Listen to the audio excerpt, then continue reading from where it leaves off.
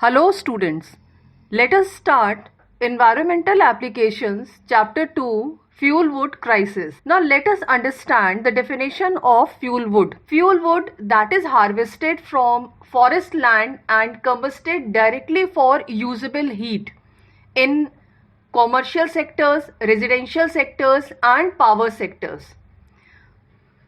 About 2.6 billion people in rural area, अगर हम पूरे वर्ल्ड की बात करें, रूरल एरियाज की बात करें तो 2.6 बिलियन पीपल जो हैं वो फ्यूल वुड पर या दूसरे किसी ट्रेडिशनल फ्यूल सोर्सेस पर डिपेंड हैं अपने हाउस होल्ड कुकिंग के लिए।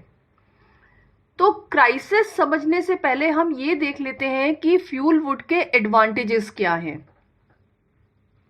Fuel wood is easily available and it can be harvested by anyone. इसमें ऐसा कोई कॉम्प्लिकेशंस नहीं है कि बस कोई भी इसको हार्वेस्ट कर सकता है and it can be completely combustible और इससे हीट भी बहुत ज़्यादा प्रोड्यूस होती है। तो ये एक बहुत ही पॉपुलर मीडियम है हाउस होल्ड कुकिंग के लिए रिमोट एरियाज में। Now coming to the fuel wood crisis, तो अब जो फ्यूल वुड की क्राइसिस है या शॉर्टेज है वो कैसे हो सकती है। अब सबसे पहली प्रॉब्लम जो है वो पॉपुलेशन है। जैसे जैसे पॉपुलेशन बढ़ती गई वैसे ही जो एनर्जी सोर्सेज हैं उनकी डिमांड भी बढ़ती गई और इसीलिए हमें ये पता है कि यहाँ पे दो तरह के रिसोर्सेज हैं, रिन्यूएबल और नॉन रिन्यूएबल रिसोर्सेज हैं। तो जैसे जैसे पॉपुलेशन बढ़ती गई, रूरल एरियाज में पॉपुलेशन बढ़ती गई, तो उन्होंने वुड को, जो फॉरेस्ट वुड है, उसको as a fuel wood use किया। इसका दूसरा एक कॉज ये हो सकता है, रीजन ये हो सकता है कि इसकी जो डिमांड है फ्यूल वुड की बहुत अधिक है। इसके बाद हम ये कह सकते हैं कि और जो फ्यूल्स हैं वो एक्सपेंसिव हैं और ये जो फ्यूल वुड है वो कम एक्सपेंसिव है, इसीलिए इसकी डिमांड बहुत ज़्यादा है और यही एक कॉज है फ्यूल वुड क्राइसिस का। इसके बाद इंडस्ट्रीज में भी फ्यूल वुड की बहुत डिमांड है। तो हम ये कह सकते हैं कि ओवरऑल जो ये हमने यहाँ पे कॉजेज देखे फ्यूल वुड क्राइसिस के, तो सबसे इम्पॉर्टेंट कॉज है increase in population. Would is a common fuel in many developing countries. आज भी डेवलपिंग कंट्रीज में और स्पेशली रूरल एरियाज में वुड एक बहुत ही कॉमन फ्यूल की तरह यूज होता है और लोगों को इसको कलेक्ट करने के लिए बहुत लॉन्ग डिस्टेंस ट्रैवल करना पड़ता है। The burning of would is currently the largest use of energy derived from a solid fuel biomass, and wood fuel can be used for cooking, heating, occasionally for fueling steam engines and steam turbines that generate electricity. wood fuel को हम cooking के लिए use करते हैं, heating के लिए use करते हैं और कभी कभी हम स्टीम इंजन्स को फ्यूलिंग के लिए यूज करते हैं या स्टीम टर्बाइंस को में यूज करते हैं इलेक्ट्रिसिटी जनरेट करने के लिए। वुड फ्यूल में भी अवेलेबल एज फायरवुड। फायरवुड के फॉर्म में भी वुड फ्यूल अवेलेबल है, जैसे लॉग्स हैं, बोल्ट्स हैं, ब्लॉक्स हैं, charcoals, chips, sheets, pellets and sawdust. Fuel wood usually relates to timber or trees unsuitable for building or construction. Fuel wood हम ये कह सकते हैं कि ऐसे timber या trees जो building या construction के लिए unsuitable हैं, तो उनको हम fuel wood की तरह हम उसको यूज़ कर सकते हैं। और fuel wood है जो एक renewable source of energy है, पर ये तब रिन्यूएबल सोर्स ऑफ एनर्जी होगा जब इसका consumption rate is controlled by sustainable limits. एक सस्टेनेबल लिमिट्स तक अगर इसका कंजम्पशन कंट्रोल हो जाता है तो ये एक तरह से रिन्यूएबल सोर्स है। And the shortage of suitable fuel wood in some places has seen local population huge tracts of bush, thus leading to further desertification. आज भी डेवलपिंग कंट्रीज में जो पुअर कंट्रीज हैं वहाँ के रूरल एरियाज में local population fuel wood को use कर रही है और इतना अधिक यूज कर रही है कि ये भी एक डेंजर है, डेजर्टिफिकेशन का डेंजर वहाँ पर हो रहा है। As with any fire, burning fuel wood creates numerous byproducts. अब जो फ्यूल वुड की बर्निंग होती है उससे बाय प्रोडक्ट्स प्रोड्यूस होते हैं and some of which may be useful. कुछ यूजफुल होते हैं जैसे जैसे हम उसको एज अ हीट यूज कर सकते हैं, स्टीम यूज कर सकते हैं। कुछ अनडिजायरेबल होते हैं, इरिटेटिंग होते हैं या डेंजरस होते हैं। One byproduct of wood burning is wood ash. एक इसका इंपॉर्टेंट बाय प्रोडक्ट है wood ash, which is moderate amount is a fertiliser, जिसको हम फर्टिलाइजर की तरह भी यूज कर सकते हैं। It also contributing minerals but is strongly alkaline as it contains potassium hydroxide. और वुड एश को हम सोप बनाने के लिए भी यूज कर सकते हैं। Smoke containing water vapour, carbon dioxide and other chemicals like aerosol particulates can be an irritating. अब जो वुड फ्यूल की बर्निंग होती है उसके जो बाय प्रोडक्ट्स होते हैं वो स्मोक होता है, वाटर वेपर्स होते हैं, कार्बन डाइऑक्साइड्स होते हैं और भी केमिकल्स होते हैं जिसमें एरोसोल पार्टिकल्स होते हैं जो बहुत ही इरिटेटिंग होते हैं, जो बहुत सारी डिजीजेस क्रिएट करते हैं, डेंजरस होते हैं। A major component of wood smoke is fine particles that may account for a large portion of particulate air pollution in some region. तो एक इम्पॉर्टेंट जो इसका बाय प्रोडक्ट है जो बहुत ही डेंजरस है और as a air pollutant contribute करता है वो है बहुत ही पार्टिकुलेट मैटर्स जो होते हैं, फाइन पार्टिकल्स होते हैं। Effect of burning fuel wood on the health of rural women.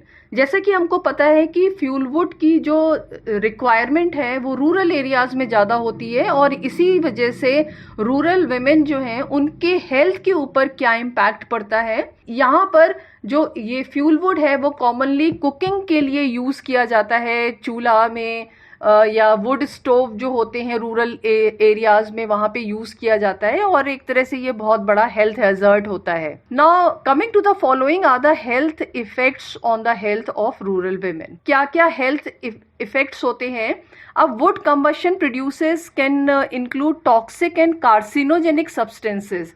कुछ ऐसे प्रोडक्ट्स होते हैं जो टॉक्सिक होते हैं, कैंसरस होते हैं, जो लंग कैंसर क्रिएट कर देते हैं और जो पर्टिकुलेट एयर पॉल्यूशन जो है can contribute to human health problems and increased hospital admission for asthma, heart diseases. अब जैसे कि अभी हमने देखा कि लंग कैंसर भी इससे होता है, एस्थमा भी होता है, हार्ट डिजीजेस भी हो सकती हैं, आई इरिटेशन होता है, रेडनेस हो सकती है, कैटरेक्ट हो सकता है अगर बहुत ज़्यादा एक्सपोजर होता है वुड फ्यूल से। And the smoke act as an ageing factor and reduces the judgemental capacity of a person. कुछ मेंटल हेल्थ इश्यूज भी होते हैं, फिजिकल हेल्थ इश्यूज तो होते ही हैं पर जो मेंटल हेल्थ इश्यूज भी होते हैं और एजिंग फैक्टर्स भी होते हैं इसमें, मतलब कि एजिंग जल्दी होने लगती है। अब हम यहाँ पर हम ये देखते हैं कि इन्वायरमेंटल इम्पैक्ट्स क्या होते हैं फ्यूल वुड बर्निंग के। तो the heavy removal of wood from forest can cause habitat destruction. तो सबसे इंपॉर्टेंट ये है कि जब जब फ्यूल वुड की रिक्वायरमेंट होगी, फॉरेस्ट की कटिंग होगी, वहां से डेजर्टिफिकेशन होगा या हम कह सकते हैं कि हैबिटेट डिस्ट्रक्शन होगा। हैबिटेट डिस्ट्रक्शन का मतलब है जो वहां पर नेचुरल फौना फ्लोरा है उनका पूरी तरह से डिस्ट्रक्शन हो सकता है, वहां की बायोडाइवर्सिटी डिस्टर्ब हो सकती है। The deforestation of for fuel wood causes soil erosion. अब जैसे डिफॉरेस्टेशन होगा, हैबिटेट डिस्ट्रक्शन होगा तो सॉइल इरोजन भी होगा। जो टॉप मोस्ट फर्टाइल लेयर होती है सॉइल की वो वॉश ऑफ हो जाएगी। Burning of would releases carbon dioxide which is a green house gas into the atmosphere resulting in global warming. तो ये जितने भी इम्पैक्ट्स हैं वो इंटर रिलेटेड है। अब जैसे क्या होगा कि कार्बन डाइऑक्साइड रिलीज होगी बर्निंग ऑफ वुड से तो उससे ग्रीन हाउस गैस, क्योंकि कार्बन डाइऑक्साइड एक ग्रीन हाउस गैस है, ग्रीन हाउस गैस का अमाउंट इंक्रीज होगा तो ग्लोबल वार्मिंग होगी। Inefficient and incomplete combustion of would can result in elevated levels of greenhouse gases other than CO2। अब क्या होगा कि inefficient या incomplete combustion हो रहा है फ्यूल वुड का तो उससे ग्रीन हाउस गैसेस अमाउंट है वो तो इंक्रीज होगा, CO2 का तो इंक्रीज हो रहा है and which may result in positive emissions where the by products have greater carbon dioxide equivalent values, जहां पर कार्बन डाइऑक्साइड का कॉन्सेंट्रेशन और ज्यादा हो जाएगा। The burning of fuel would releases oxides of sulphur and nitrogen. यहाँ पर जब बर्निंग होती है तो कार्बन डाइऑक्साइड तो रिलीज होता है और भी दूसरी ग्रीन हाउस गैसेस रिलीज होती हैं जिसमें सल्फर और नाइट्रोजन के ऑक्साइड्स होते हैं जो एटमॉस्फेरिक मॉइस्चर से रिएक्ट करते हैं और एसिड रेन का फॉर्मेशन करते हैं, जैसे sulphuric acid, nitric acid. The cutting down of trees for fuel wood disturbs the water cycle. अब हमारे नेचर में एक वाटर साइकिल होती है जो पूरे वाटर का जितना भी अमाउंट होता है उसको बैलेंस करती है। तो अब जैसे डिफॉरेस्टेशन होगा, फ्यूल वुड के लिए डिफॉरेस्टेशन होगा, जो हमारी नेचुरल वाटर साइकिल है वो डिस्टर्ब होगी और जो रेनफॉल का अमाउंट है वो भी रिड्यूस हो जाएगा, कम हो जाएगा। The temperature of a place rises as there are less और no trees that cool the surrounding by the transpiration and absorbing carbon dioxide। तो ये भी एक नेचुरल प्रोसेस होता है कि जो हमारे फॉरेस्ट होते हैं जिनको हम कहते हैं कि ये कार्बन डाइऑक्साइड का एक सिंक होते हैं जो कार्बन डाइऑक्साइड को एब्जॉर्ब करते हैं। और जैसे जैसे फ्यूल वुड की डिमांड बढ़ेगी, डिफॉरेस्टेशन होगा, डेजर्टिफिकेशन होगा, सॉइल इरोजन होगा, ग्रीन हाउस गैसेस का अमाउंट बढ़ेगा, नेचुरल वाटर साइकिल रिड्यूस होगी और इससे क्या होगा, ट्रांसपिरेशन, रेट ऑफ ट्रांसपिरेशन भी कम होगा, कार्बन डाइऑक्साइड जो ट्रीज एब्जॉर्ब करते हैं वो भी कम हो जाएगा। तो इससे क्या होगा कि हमारे अर्थ का temperature just because of carbon dioxide वो थोड़ा इंक्रीज हो जाएगा। The instance of flood increases as there are no trees that help in percolation of water. Percolation of water का मतलब ये होता है कि जो हमारा ग्राउंड लेवल वाटर है उसमें इंक्रीमेंट होता है जब रेनफॉल होती है। तो इससे क्या होगा कि जब ट्रीज नहीं होंगे, डेजर्टिफिकेशन होगा, डिफॉरेस्टेशन होगा, तो फ्लड के चांसेस बढ़ते जाएंगे। The ground water level decreases because of the absence of trees and also decreases the soil moisture. अब ये इसके बाद इसका जो कॉन्सिक्वेंस होगा वो क्या होगा कि ग्राउंड वाटर का लेवल है वो धीरे धीरे डिक्रीज हो जाएगा। Scarcity of forest products deteriorates the economy of the people dependent on it. अब जब फॉरेस्ट प्रोडक्ट की स्कैर्सिटी हो जाएगी, कमी हो जाएगी क्योंकि डिफॉरेस्टेशन हो रहा है, तो जो एक लोकल इकोनॉमी होती है जो उस फॉरेस्ट के ऊपर डिपेंडेंट होती है, जो लोकल पीपल होते हैं वो अपने आसपास के जो फॉरेस्ट होते हैं उनसे जो प्रोडक्ट्स मिलते हैं, जैसे टिम्बर है या नॉन टिम्बर प्रोडक्ट्स भी होते हैं, फ्रूट्स है, फ्लावर्स हैं, सीड्स, बेरीज, नट्स, इन सब से वो अपनी लाइवलीहुड चलाते हैं। तो वो पूरी इकोनॉमी जो है धीरे धीरे डिस्टर्ब हो जाएगी। फ्यूल वुड के ऑल्टरनेटिव्स क्या क्या हो सकते हैं? Use of efficient would stoves which use dried would and animal डंग और डंग केक्स। हम कुछ एफिशिएंट वुड स्टोव्स को यूज कर सकते हैं जहां पर हम कुछ सूखी लकड़ियों को यूज कर सकते हैं, एनिमल डंग यूज कर सकते हैं या डंग केक्स यूज कर सकते हैं। एक दूसरा ऑल्टरनेटिव ये है कि हम बायोगैस को यूज कर सकते हैं फ्यूल वुड की जगह, और बायोगैस को जब प्रिपरेशन होती है तो इसका जो बाय प्रोडक्ट होता है, जो स्लज रेजिड्यू होता है, उसको हम मैन्योर की तरह भी यूज कर सकते हैं एग्रीकल्चर फील्ड में। सोलर कुकर्स को हम यूज कर सकते हैं। Use of pellets made of cow dung, sawdust और waste from the saw milling. तो ये और भी बहुत सारे ऑल्टरनेटिव्स हैं कि हम जो पैलेट्स हैं, छोटे छोटे टुकड़े हैं, वो काउ डंग्स के बना सकते हैं, सॉ डस्ट के बना सकते हैं, या जो सॉ मिलिंग, जो सॉ मिल्स होती हैं उसके जो कुछ बाई प्रोडक्ट्स बचते हैं उसको हम यूज़ कर सकते हैं फ्यूल वुड की तरह। और राइस हस्क के पैलेट्स को भी हम यूज़ कर सकते हैं। केरोसिन को हम यूज़ कर सकते हैं क्योंकि केरोसिन जो है गवर्नमेंट की तरफ से सप्लाई होती है, तो इससे भी फ्यूल वुड का जो यूज़ है वो कम होगा। ऑयल केक्स को हम यूज़ कर सकते हैं। जो पैलेट्स होते हैं ऑयल केक्स के बनते हैं, कॉर्न के बनते हैं, वीट के बनते हैं, बैगसे के बनते हैं।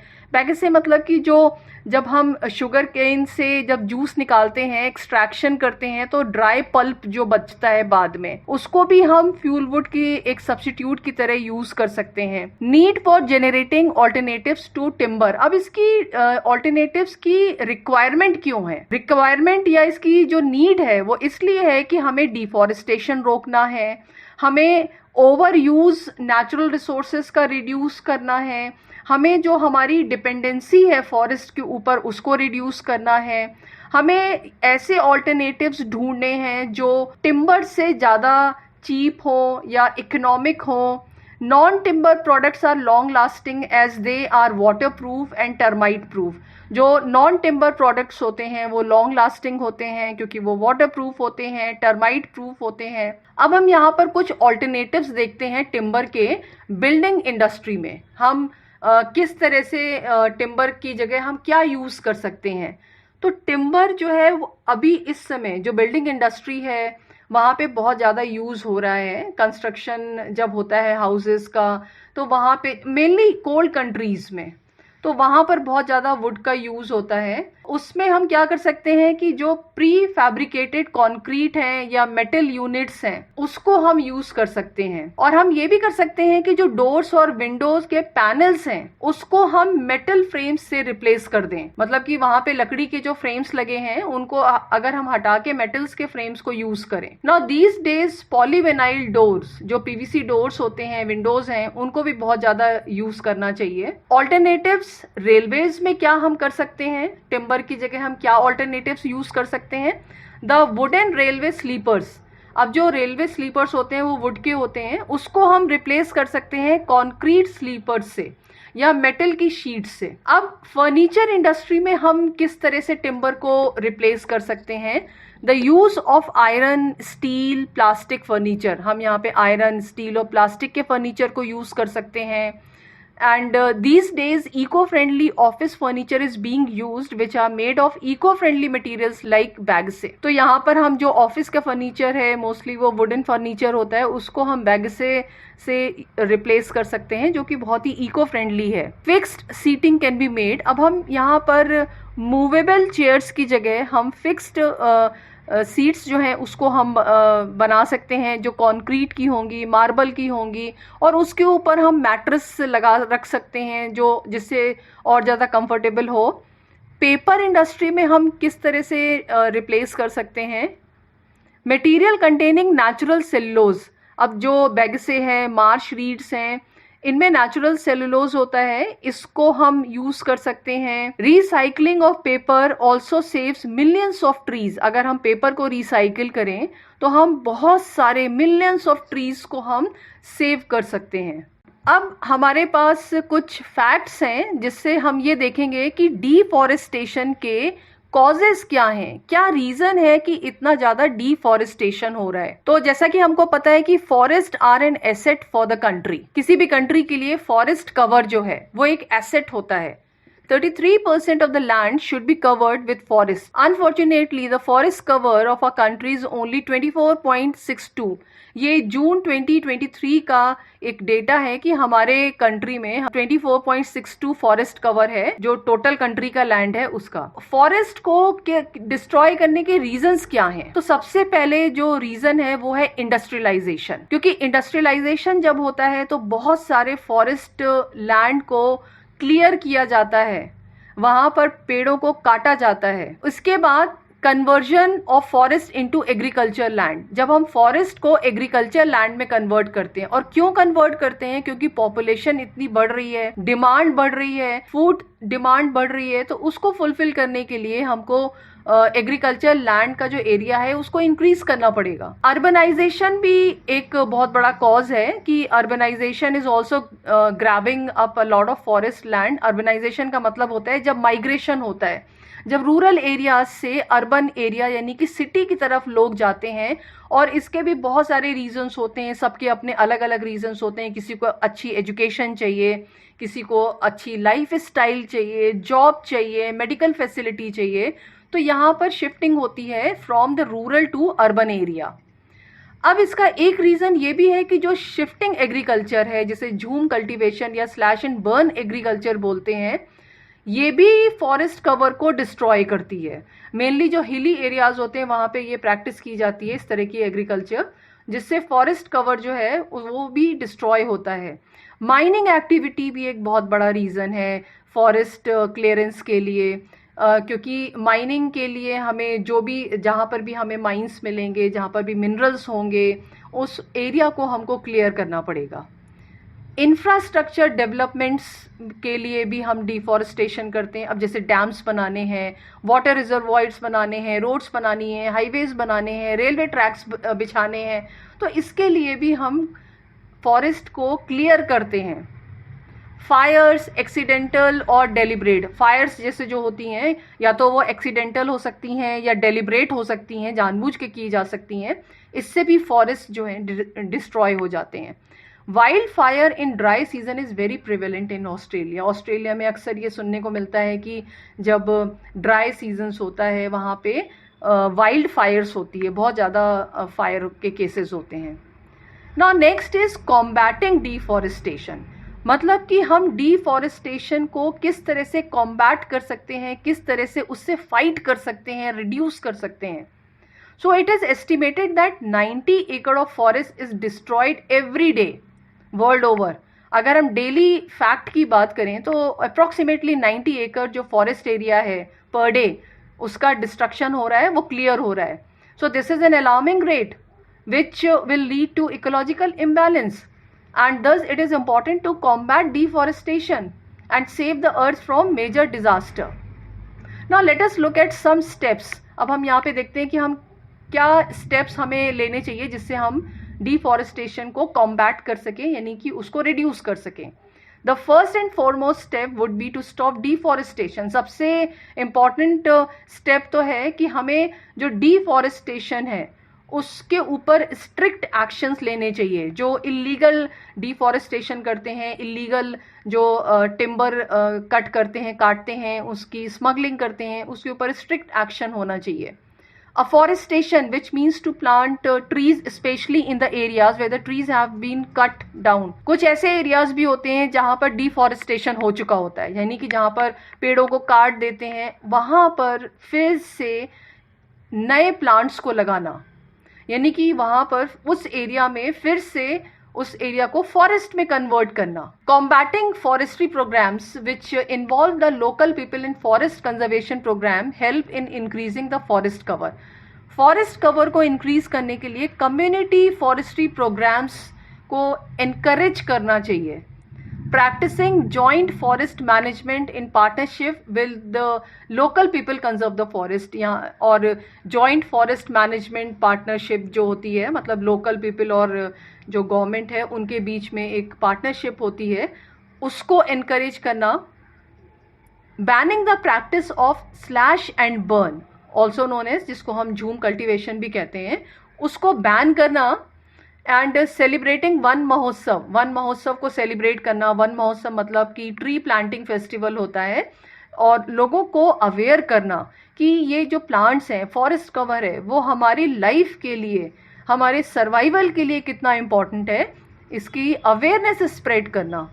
Using alternatives of fuel wood, timber and other wood products, जो फ्यूल वुड है, टिम्बर है या दूसरे वुड प्रोडक्ट्स हैं, उनके ऑल्टरनेटिव्स को फाइंड आउट करना। Avoiding the use of forest for other land like agriculture, building dams, roads, railways, industries, mining. जो फॉरेस्ट लैंड है उसको हमें एग्रीकल्चर लैंड की तरह नहीं यूज़ करना चाहिए, या वहाँ पे डैम्स अगर हमें बनाना है तो उसको थोड़ा सा देखना चाहिए, उसमें देखना चाहिए कि अगर हम कहीं और डैम बना लें या रोड्स बना लें, रेलवे ट्रैक्स बना लें, इंडस्ट्रीज़ या माइनिंग्स अगर हम बना लें तो कहीं दूसरी जगह बनाएं, ना कि हम फॉरेस्ट को क्लियर करके उस जगह इस तरह का इंफ्रास्ट्रक्चर डेवलपमेंट करें। Now next is community forestry.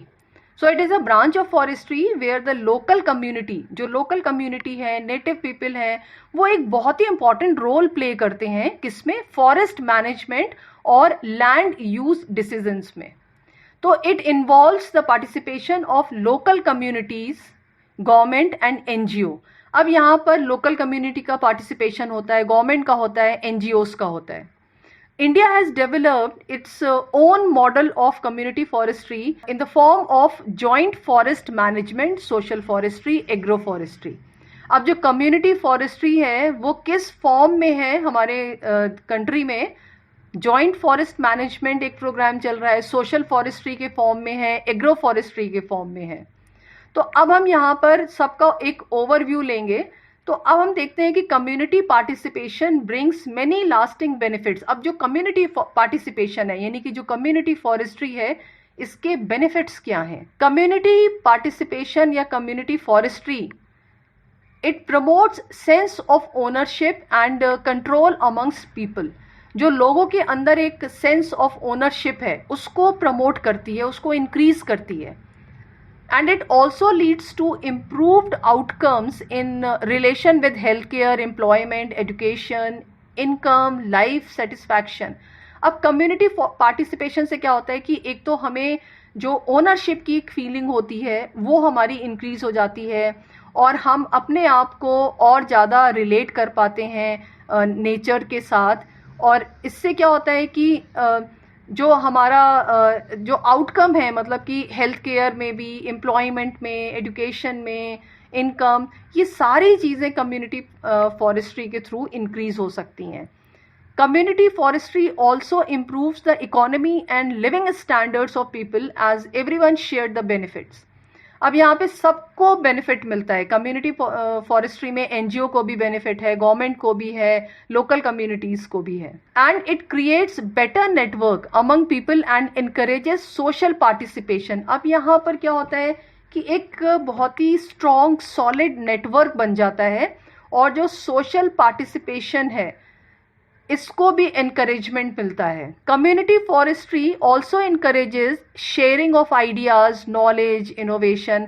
अब यहाँ पर हम क्या है कि एक सेम प्लेटफॉर्म है जहाँ पर लाइक माइंडेड पीपल हैं जो आइडियाज़ शेयर कर रहे हैं, अपनी नॉलेज शेयर कर रहे हैं, इनोवेशन शेयर कर रहे हैं कि किस तरह से हमें अपनी लाइफ को सस्टेनेबल बनाना चाहिए, किस तरह से हमें अपने रिसोर्सेज को सेव करना चाहिए, कंजर्व करना चाहिए. Next is joint forest management, JFM, and it is a way to combat deforestation. Deforestation को रिड्यूस करने का एक बहुत ही अच्छा तरीका है. And this refers to the model of forest management in which the local communities are involved in the planning and conservation program. Joint forest management में local community का बहुत ज़्यादा involvement होता है. Under joint forest management, village communities are entrusted with the protection and management of nearby forest.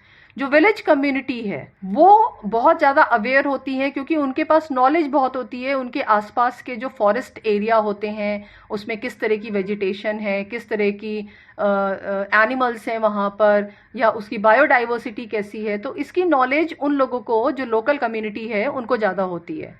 And the areas concern are usually degraded और even deforested areas.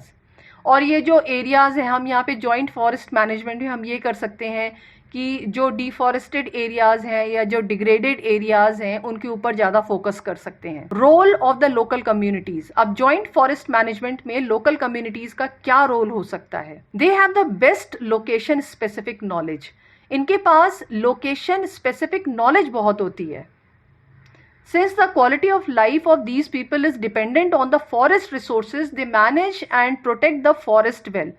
क्योंकि इनकी mostly जो इनकी लाइवलीहुड होती है वो फॉरेस्ट रिसोर्सेज होते हैं, जैसे टिम्बर हैं या और भी जो नॉन टिम्बर प्रोडक्ट्स होते हैं उनके ऊपर डिपेंडेंट होती है. तो इनको जो लोकल कम्युनिटी है, लोकल पीपल है, इनको यहाँ का बहुत अच्छा आइडिया होता है. And they have the knowledge of the traditional methods of conservation of forest. Forest को कंजर्व करने के जो ट्रेडिशनल मेथड्स हैं, जो ओल्ड मेथड्स हैं, सस्टेनेबल मेथड्स हैं, या हम कह सकते हैं कि इको फ्रेंडली मेथड्स हैं, इसकी भी उनको बहुत नॉलेज होती है. And they have the knowledge of the indigenous variety. जो लोकल वैरायटी है उसकी भी बहुत नॉलेज होती है कि कौन से ट्रीज़ हैं आसपास, कौन से श्रब्स हैं, कौन से बेनिफिशियल ट्रीज़ हैं, मेडिसिनल प्लांट्स हैं, इन सब की नॉलेज होती है. And they can better monitor the changes in the forest that could degrade और डिस्ट्रॉय द फॉरेस्ट. कोई भी ऐसा चेंज अगर उनको दिखता है कि फॉरेस्ट में कुछ चेंजेस आ रहे हैं, क्लाइमेट की वजह से चेंजेस हो सकते हैं या हो सकता है कि कुछ और चेंजेस हों, तो इसके लिए वो बहुत अच्छे से उसको मॉनिटर कर सकते हैं और उससे रिलेटेड इंफॉर्मेशन गवर्नमेंट को दे सकते हैं. Advantages of joint forest management. अब क्या क्या एडवांटेजेस होते हैं? The government and the local people work in partnership. यहाँ पर जॉइंट फॉरेस्ट मैनेजमेंट में गवर्नमेंट और जो लोकल पीपल होते हैं उनकी एक तरह से पार्टनरशिप होती है. तो यहाँ पे कोई कॉन्फ्लिक्ट ऑफ इंटरेस्ट नहीं होता. Local communities are involve in planning who have better site specific knowledge for the success of the conservation programs.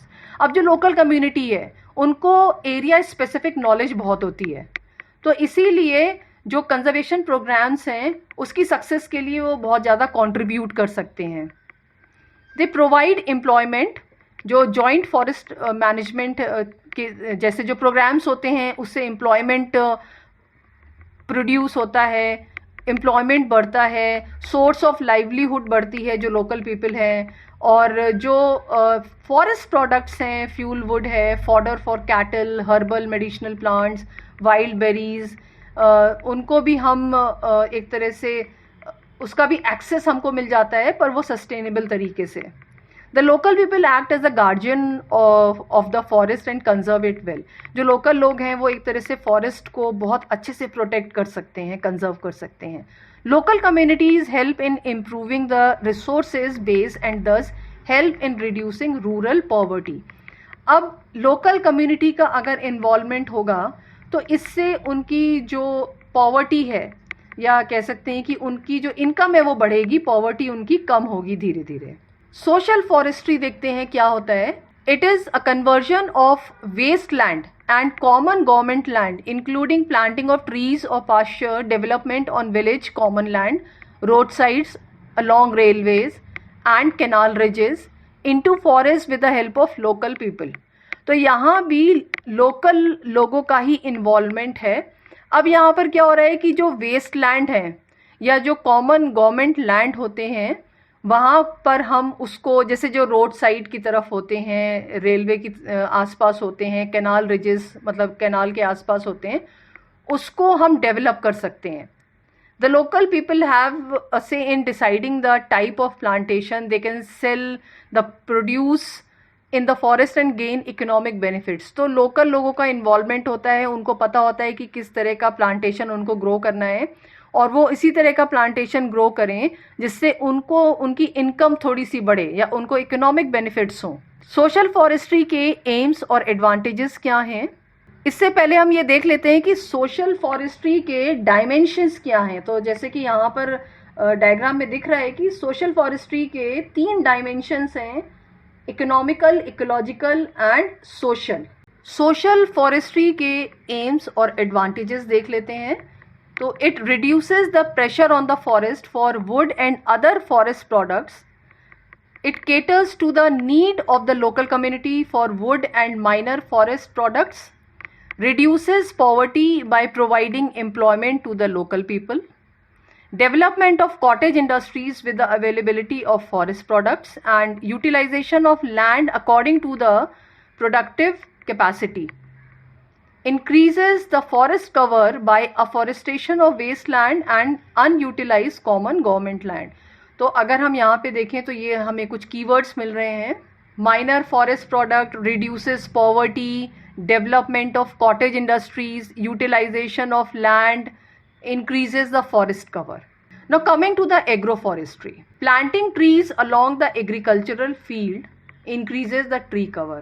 अगर हम एग्रीकल्चर फील्ड में ट्री प्लांटिंग करते हैं तो ट्री कवर भी बढ़ेगा। So agro forestry is a community forestry, एक तरह से ये कम्युनिटी फॉरेस्ट्री है जहाँ पर हम अपने एग्रीकल्चर फील्ड में हम क्या कर रहे हैं कि where agriculture is practice along tree plantation and animal husbandry. Agro forestry में 2 काम हो रहे हैं, रेयरिंग ऑफ एनिमल्स यानी कि एनिमल हस्बेंड्री भी हो रही है और ट्री प्लांटिंग भी हो रही है हमारे एग्रीकल्चर फील्ड में। Aims and advantages of agro forestry, तो it reduces pressure on the forest for obtaining timber and non-timber forest products, proper utilization of farm resources, best utilization of resources at a place like land, manpower, livestock, ecological factors। और इसका जो एक और advantage है, the tree help in checking soil erosion by wind। It is a self-sustaining system